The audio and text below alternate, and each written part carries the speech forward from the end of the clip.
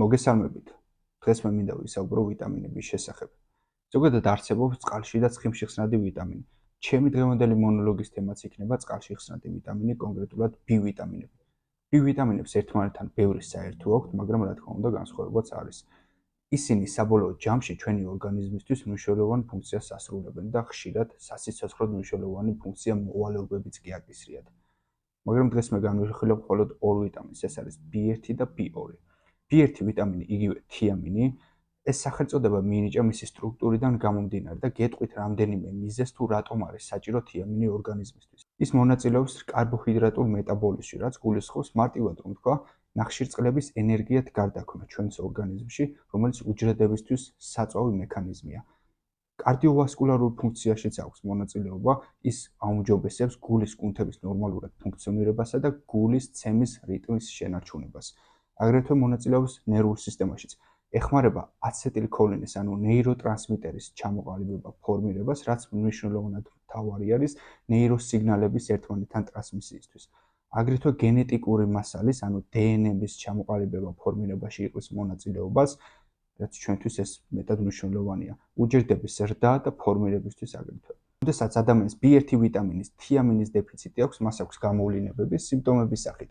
როგორიც არის დაბუჟება 4-ვე კიდურში, განსაკუთრებით მტევნებსა და ტერფებში, ასევე დაბუჟებასთან ახლავს ჩხვლეტითი ფორმაც.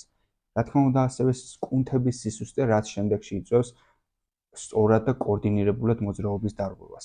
რეფლექსების დაკარგვა დაქვეითება, გონებრივი შესაძლებლობების დაქვეითება, როგორიც არის მაგალითად მახსოვრობა, ვის შეიძლება ჰქონდეს B1 ვიტამინის დეფიციტი. უპირველეს ყოვლისა ადამიანებს, რომლებსაც კვებითი რაციონის ჯაჭვი აქვთ აწყობილი არასწორად და ხშირად სწორ დროს არ იღებენ ისეთ დანამატებს, რომლებიც შეიცავენ B1 ვიტამინს. მაგალითად, ეს შეიძლება იყოს საკვების სახით, ბუნებრივი სახით ვიძახი, ეს შეიძლება იყოს მარცვლეული, რომელშიც გაჯერებული არის B1 ვიტამინის ოსპი, პური, ბრინჯი და ასე შემდეგ. ასევე თევზშიც არის, განსაკუთრებით ორაგულში და იოგურტში შეგვიძლია ვნახოთ B1 ვიტამინი.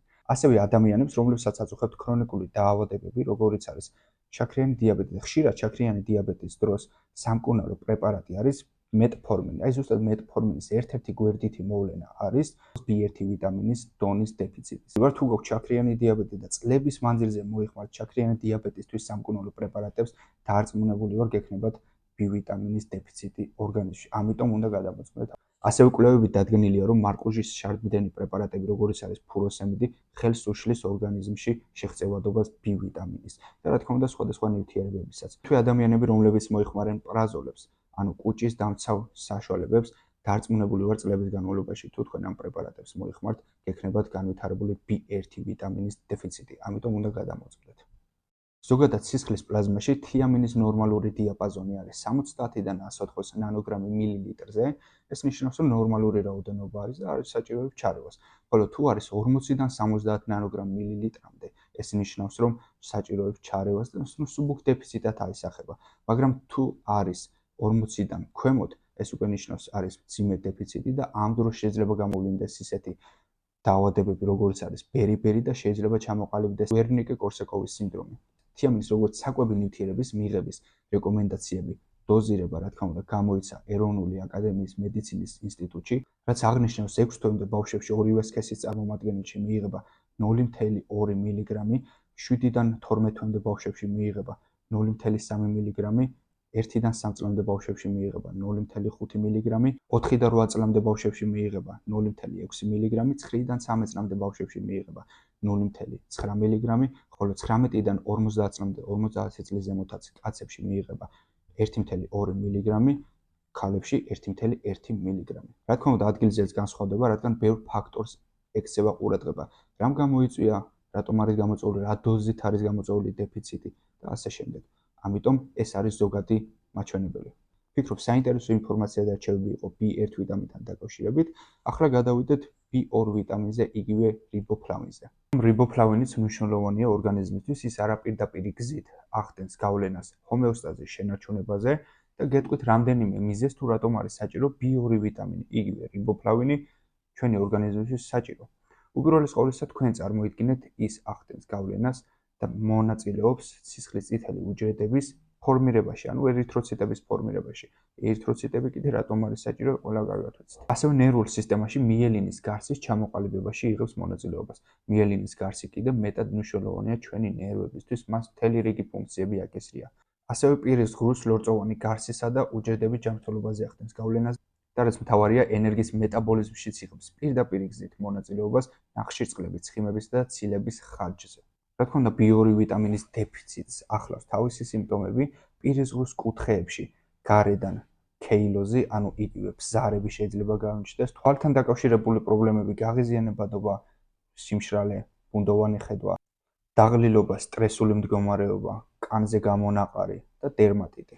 B2 ვიტამინის დეფიციტი შეიძლება დაემართოს ნებისმიერ ადამიანს, როგორც ვახსენე უკვე B1 ვიტამინის შემთხვევაში, აქაც იგივე პრინციპია კვებასთან დაკავშირებით, ასევე ხშირია 50 წლის ზემოთ პირებში, რადგან ასაკი რაც უფრო მეტია, ქვეითდება კუჭში სეკრეცია მჟავიანობის, შესაბამისად არ ხდება ნივთიერებების ისეთი რაოდენობით და სიმძლავრით დაშლა, რომ შემდეგ მოხდეს წვრილი ნაწლავის მიერ შეწოვა და ორგანიზმმა მიიღოს ის, როგორც საჭიროა. შესაბამისად ხშირია, რაც უფრო ასაკი მეტია, მათში დეფიციტი. B2 ვიტამინის დეფიციტის მიზეზი შეიძლება იყოს ანტიფსიქოზური მედიკამენტები, როგორიც არის ფენოთიაზინები, მაგალითად თორაზინი, ქლოროპრომაზინი. ისინი ნივთიერებების შეწოვას აფერხებენ და მეტაბოლიზმს უცვლიან B2 ვიტამინს. შესაბამისად რთულდება ორგანიზმის მიერ მისი შეწოვა და ამის შედეგადაც ხდება დეფიციტი. ხშირია იმ პირებში დეფიციტი, რომლებსაც აქვთ კუჭ-ნაწლავის პრობლემები, მაგალითად პერისტალტიკა აქვთ შენელებული, შესაბამისად ვერ ხდება ათვისება B2 ვიტამინის.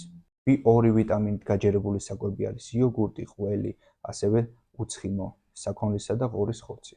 ზოგადად სისხლის პლაზმაში თუ არის რაოდენობა ტრიბოფლავინის 10-დან 50 ნანოგრამ 1 მილ-ზე, ეს ნიშნავს, რომ საკმარისი დონეა და არ საჭიროებს ჩარევას.